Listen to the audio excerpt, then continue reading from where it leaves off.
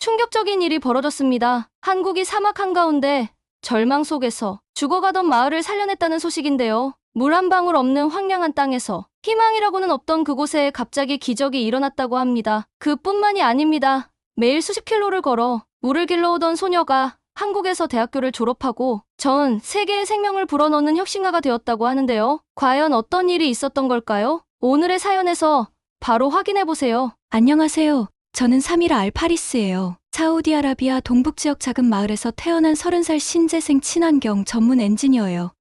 제가 들려드릴 이야기는 지금으로부터 18년 전, 제가 15살이었을 때로 거슬러 올라가죠. 사우디아라비아의 수도 리야드에서 수천 킬로 떨어진 저희 마을은 그야말로 낙후된 지역으로 매일 수십 킬로미터를 걸어서 물을 길러가야 했고, 학교는커녕 제대로 된 식사조차 못하는 그런 척박한 환경에서 자랐어요. 심지어는 그 당시 사우디 상황은 최악으로 치달았던 이유 중 하나는 바로 가뭄으로 중동 지역에 기록적인 가뭄이 찾아왔어요.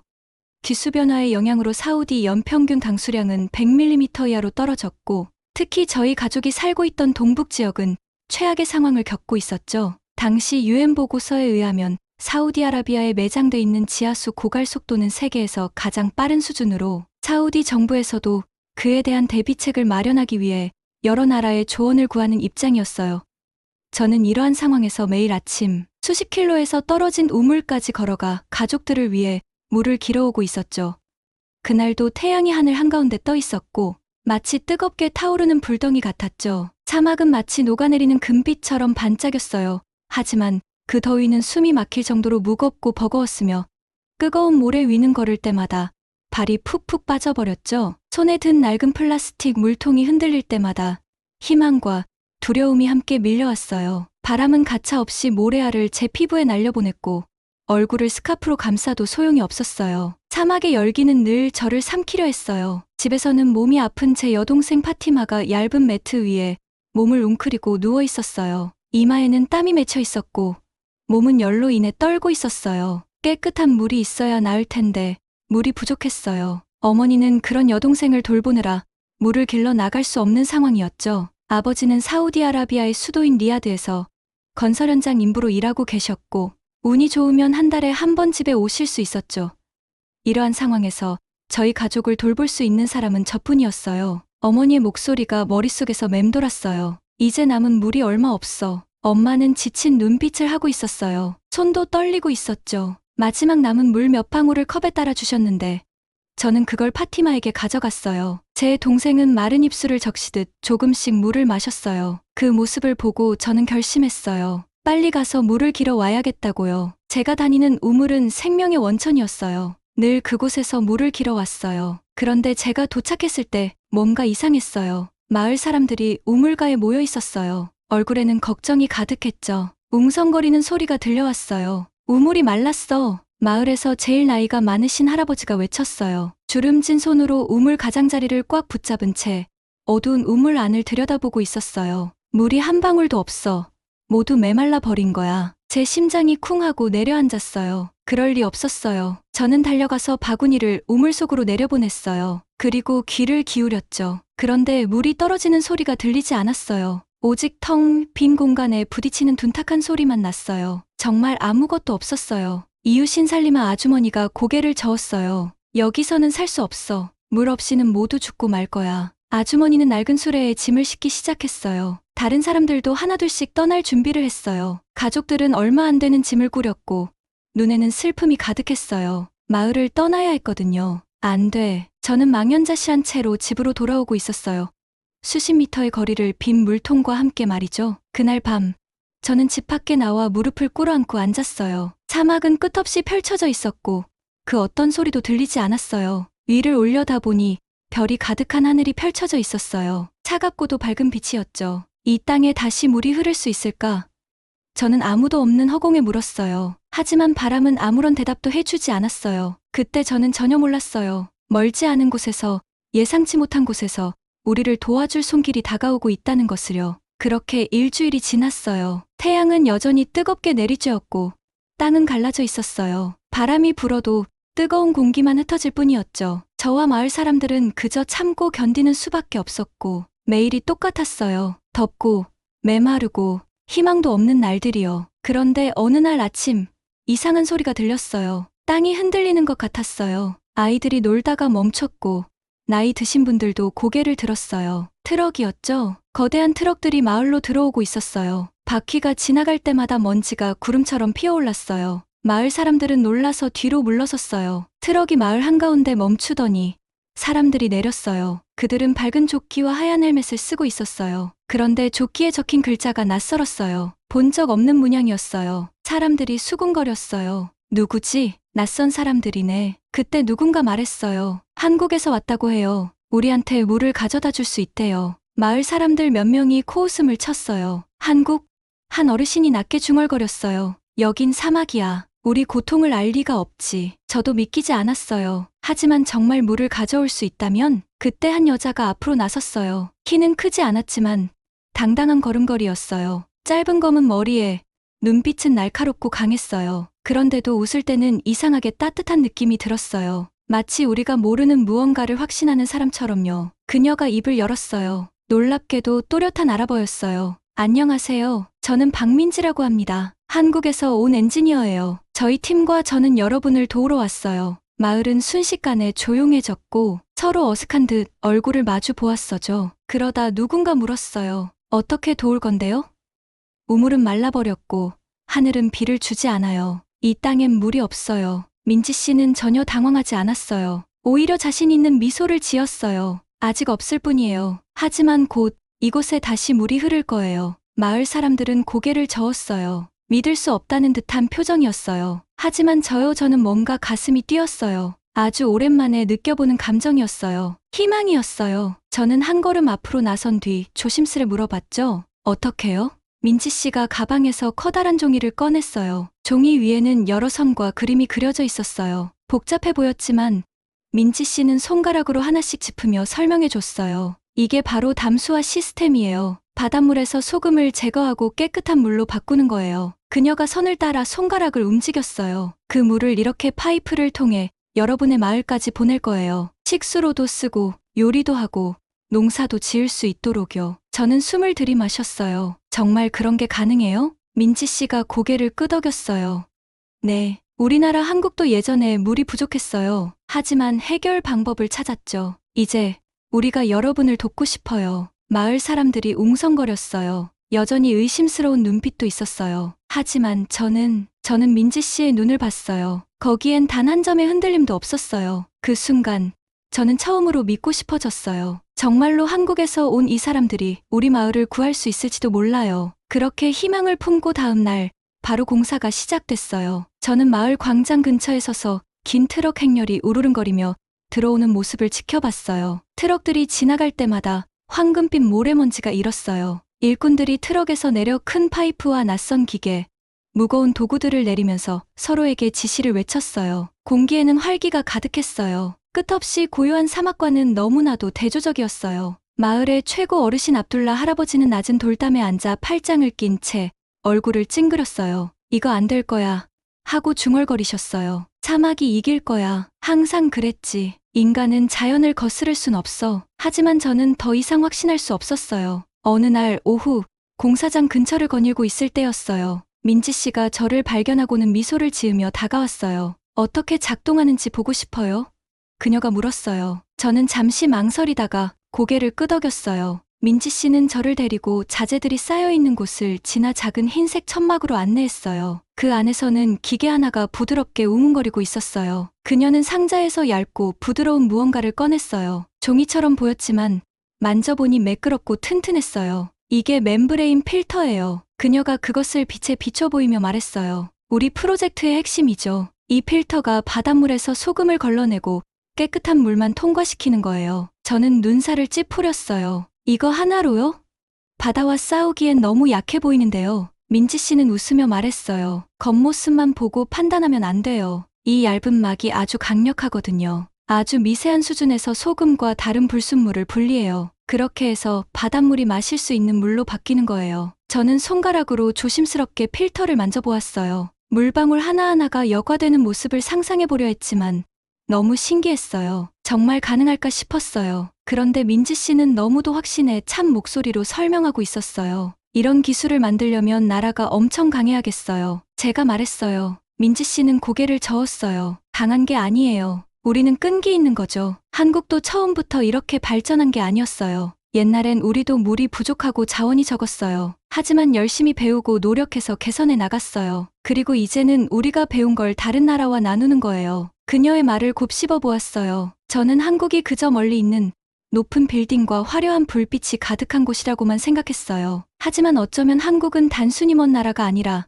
정말 우리를 돕고 싶어하는 나라일지도 몰랐어요. 몇 주가 흐르고 그리고 몇 달이 지나갔어요. 프로젝트는 예상보다 더 오래 걸렸어요. 어떤 날은 희망이 가득 찼지만 또 어떤 날은 답답했어요. 기계가 고장나기도 했고 모래폭풍 때문에 공사가 중단되기도 했어요. 마을 사람들은 수군거렸어요. 괜한 시간 낭비다라고요. 저조차도 가끔 압둘라 할아버지의 말이 맞는 건 아닐까 싶었어요. 하지만 민지 씨는 단 한 번도 흔들리지 않았어요. 늦은 밤까지 남아 필터를 점검하고 파이프 상태를 확인했어요. 모든 문제에는 해결책이 있어요. 그녀는 늘 그렇게 말했어요. 그녀의 눈빛은 언제나 자신감으로 빛났어요. 저도 그녀를 믿고 싶었어요. 그리고 어느 날 모든 것이 바뀌었어요. 갑자기 큰 소리가 공기 중을 가득 채웠어요. 파이프들이 떨리며 진동했어요. 깊은 곳에서부터 꾸르륵거리는 소리가 들려왔어요. 마을 사람들은 숨을 죽이고 새로 설치된 수도꼭지를 바라봤어요. 그리고 물이 쏟아져 나왔어요. 한순간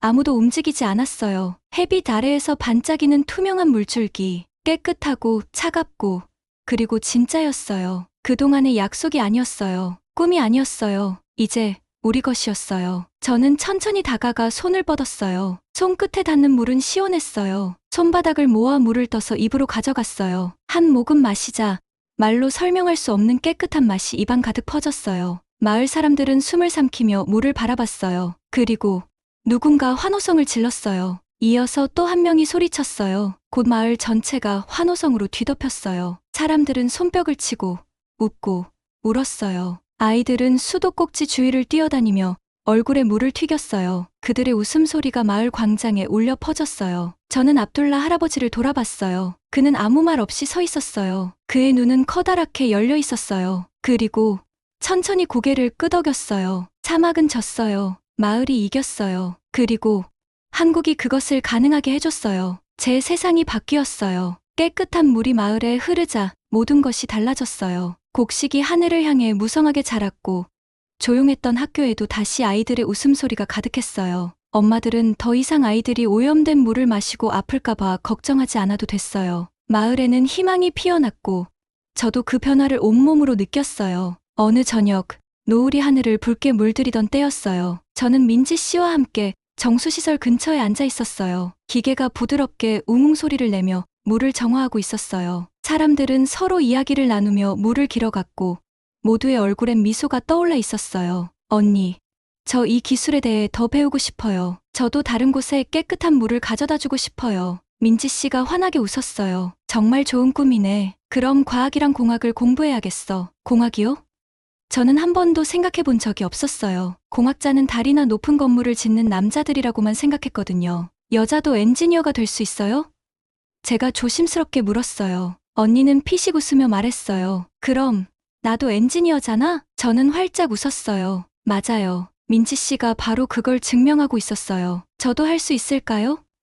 제 마음속에 새로운 꿈이 싹트기 시작했어요. 그날 밤 저는 천장을 바라보며 누워 있었어요. 엔지니어가 된다는 생각은 신나기도 했지만 한편으로는 두려웠어요. 더 열심히 공부해야 했고 다른 사람들의 의심을 이겨내야 했어요. 무엇보다 저 자신을 믿어야 했어요. 다음 날 아침 저는 결심했어요. 무엇이든 해보자고요. 학교에서는 더 집중해서 수업을 들었어요. 수학, 과학, 심지어 어렵게 느껴졌던 과목들까지 모두 열심히 공부했어요. 다른 아이들이 뛰어놀 때 저는 책을 읽었고 선생님이 내주시는 추가 문제도 기꺼이 풀었어요. 저에겐 목표가 생겼고 그걸 이루기 위해 최선을 다해야 했어요. 물론 쉬운 길은 아니었어요. 여자가 공학을 공부한다고?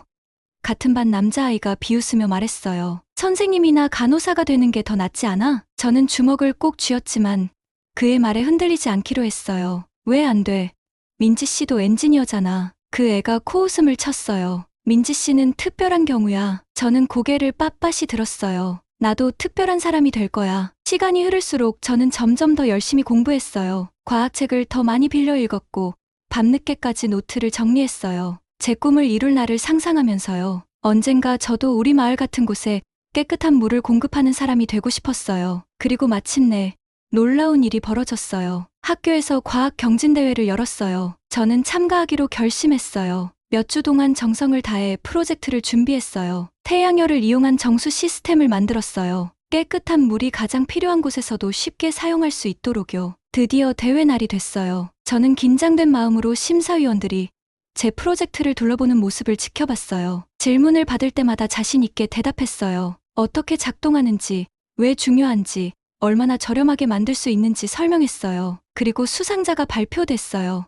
1등, 3위라. 제 이름이 불리는 순간 심장이 쿵쾅거렸어요. 믿을 수가 없었어요. 친구들의 환호성이 들렸고 저는 떨리는 손으로 상장을 받았어요. 정말 해냈어요. 그날 저녁 집에서 상장을 꼭 쥐고 있던 저에게 엄마가 휴대폰을 건네셨어요. 이메일이 왔는데 읽어볼래?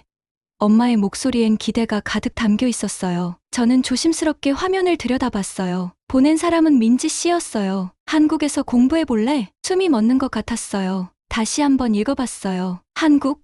책에서나 보던 나라, 민지 씨가 온 곳, 그리고 제 꿈이 더 커질 수 있는 곳. 눈가가 촉촉해졌어요. 하지만 슬퍼서가 아니었어요. 기쁨과 감동, 그리고 설렘 때문이었어요. 저는 엄마를 바라보며 조용히 물었어요. 저 정말 갈 수 있어요? 엄마는 따뜻하게 미소 지으며 제 뺨을 살짝 쓰다듬으셨어요. 이게 내 꿈이라면 가야지. 저는 손에 쥔 휴대폰을 꼭 쥐었어요. 손끝이 살짝 떨렸어요. 새로운 길이 열렸어요. 그리고 저는 그 길을 향해 걸어갈 준비가 되어 있었어요. 집을 떠나는 일은 제 인생에서 가장 어려운 일 중 하나였어요. 공항에서 부모님은 저를 꼭 안아주셨고 그 얼굴에는 자랑스러움과 걱정이 함께 보였어요. 동생은 제 팔을 붙잡고 가지 말라고 했어요. 하지만 전 알아요. 이건 제게 주어진 기회였고 배워야 했고 성장해야 했고 세상을 바꿔야 했어요. 비행기에서 내리자마자 차가운 공기가 확 밀려왔어요. 제 고향은 늘 따뜻했고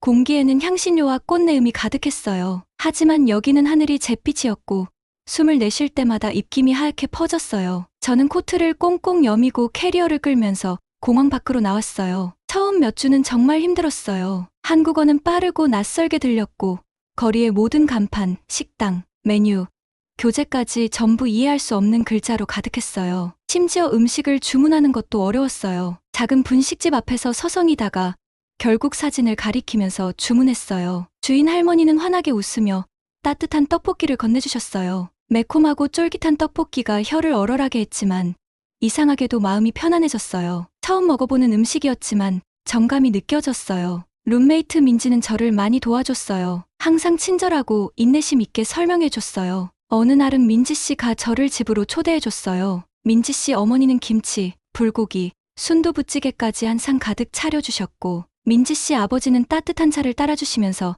제 가족 이야기를 물어보셨어요. 그 식탁에 앉아 가족들의 웃음소리를 듣고 있자니 그리움이 조금은 덜어졌어요. 대학 생활은 생각보다 더 힘들었어요. 수업은 어렵고 밤을 새우는 날이 많아졌어요. 교수님들도 제 노력을 알아봐 주셨어요. 그 중에서도 최 교수님은 특별히 신경을 써주셨어요. 궁금한 게 있으면 언제든지 물어요. 배움의 시작은 호기심이에요. 교수님의 말씀이 제 마음에 깊이 남았어요. 저는 연구실에서 많은 시간을 보냈어요. 물 정화 시스템을 연구하면서 나노 기술을 이용해 오염 물질을 걸러내는 법을 배웠고 오지에서도 깨끗한 물을 공급할 수 있는 방법을 익혔어요. 이 기술이 많은 사람들의 삶을 바꿀 수 있다는 걸 깨달을수록 더 열심히 공부해야겠다고 다짐했어요. 한국의 겨울은 혹독했어요. 눈이 쌓여 거리를 하얗게 덮었고 온 세상이 조용해졌어요. 저는 한 번도 눈을 본 적이 없었어요. 처음 눈이 내리던 날 저는 흥분해서 밖으로 뛰어나갔어요. 하얀 눈송이가 제 손바닥 위에 사뿐히 내려앉았어요. 민지 씨는 저를 보며 웃더니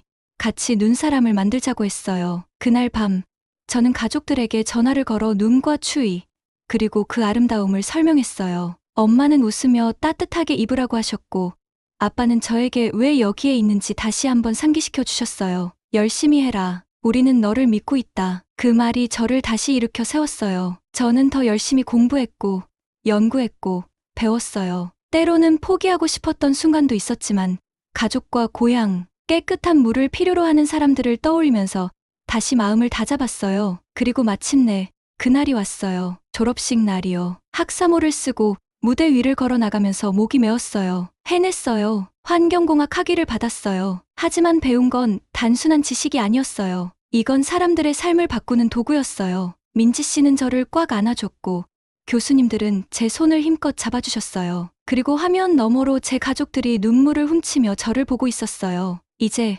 집으로 돌아갈 시간이었어요. 제 발이 땅에 닿는 순간 뜨거운 공기가 저를 감싸며 오래된 기억을 떠올리게 했어요. 저 멀리 아지랑이가 피어오르고 건조한 흙 냄새가 폐 깊숙이 스며들었어요. 하지만 뭔가 달라졌어요. 뭔가 변했어요. 15년 전 제가 아직 어린아이였을 때 이 땅은 늘 목말랐어요. 갈라진 강바닥, 한 방울의 물을 찾아 헤매던 기억이 생생해요. 그런데 지금은 달랐어요. 곳곳에 푸른 생명이 자라고 있었고 모래를 가로지르는 가느다란 개울이 생겼어요. 사람들은 물을 찾아 떠도는 게 아니라 물을 집으로 가져가고 있었어요. 저는 이제 어린아이가 아니라 엔지니어로 돌아왔어요. 그리고 이번에는 더 큰 일을 하기 위해 왔어요. 민지 씨가 저를 기다리고 있었어요. 그녀도 예전보다 더 단단해 보였어요. 세월이 흐르면서 더 강한 사람이 된 것 같았어요. 그녀는 한 걸음 다가와 미소 지었어요. 눈빛에는 자부심 같은 게 담겨 있었어요. 어서 와요, 삼이라.